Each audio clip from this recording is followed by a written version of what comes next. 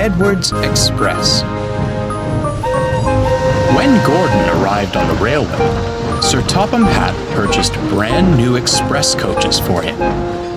They had sturdy metal bodies, smooth bogies, and separate compartments for the passengers. Gordon was well pleased with his coaches. The old coaches felt left out. Time and wear led the railway inspectors to see them as unworthy of the main line. The coaches were most upset. "Cheer up," smiled Edward. "You'll still be useful on the branch line trains." "Branch lines?" they shuddered. "How embarrassing!" While Henry was shut in the tunnel, Edward took over his local trains. He knew all about being left behind and brought the old coaches out every chance he got. This cheered them up, until Gordon voiced his opinions. A pity," he sniffed. "But that's the price of progress. Why, even you would have been a prime express engine at one point, Edward. I suppose it's only natural that modern engines require modern coaches."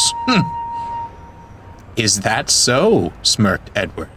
"Why, I think you'd look most distinguished pulling these old dears." "Oh, no thank you," Gordon harumphed. "They'd be open-top carriages before I even reach top speed. Now these are proper coaches," he finished. "Is that what they are? I thought someone had stretched out the goods vans, and you were doing some real work for a change," laughed Thomas. Edward couldn't help but chuckle, and Gordon fumed out of the station. His mood didn't improve on the main line. They were running well. Too well. "Settle down, Gordon," scolded the driver. "You'll do a number on yourself. Make no mistake." Real work," muttered Gordon. "I'll show those engines a thing or two about real work."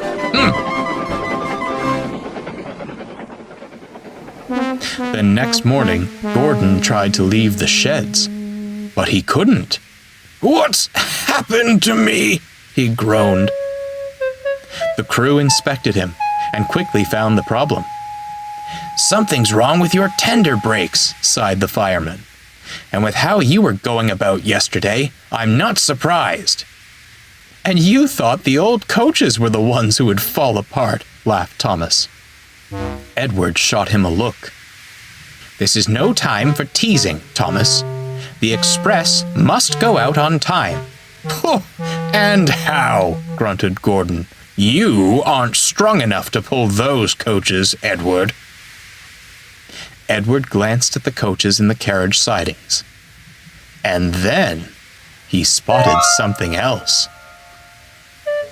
The passengers were growing impatient. There was no train ready for them, and it would soon be time to leave. The fat controller had just stepped out of his office to see what the matter was, when he saw a most peculiar sight.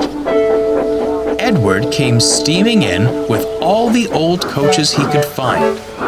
The passengers were surprised, but thankful they had a train at all. They hurriedly boarded the coaches, and the fat controller smiled. "Well done, Edward.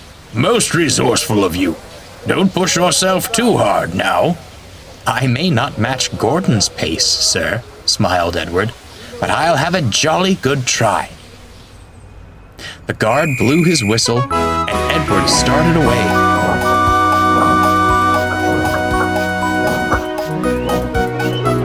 Soon, he was coasting down the main line, making excellent time. He whooshed through the tunnel, giving Henry quite a surprise. "Go on, Edward! Go on!" he cheered. Come along," Edward puffed. "Gentle and fast, gentle and fast," cooed the coaches. They were very pleased with Edward.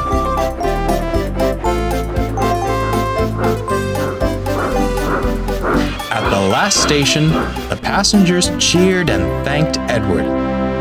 The engine at Vickerstown was most amused, but looked on with admiration. Edward just smiled. He was thankful for a rest. When he returned to Sodor, Edward spoke kindly to the old coaches. "Well, dears, how did you fancy a return to the glory of the Express?" "Oh, it was lovely, Edward," smiled one. "Although," added another, "perhaps you were right. Some leisurely branch line work sounds most enticing." "Well," Edward laughed, "I'd say it's time for a well-earned rest in the carriage shed. Come along." That won't be necessary." Gordon slunk up alongside. "The Fat Controller has given me temporary reprieve from the rigors of mainline work to rest my wheels," he stated grandly. "I shall escort these fine coaches." "That's not what he said," smirked Thomas. "He said you were to shunt in the yard until you learned not to be so big in the smoke box." "Take us away, then. Double quick, chop chop," ordered the old coaches. Edward and Thomas laughed. Gordon went red in the face and shuffled silently away.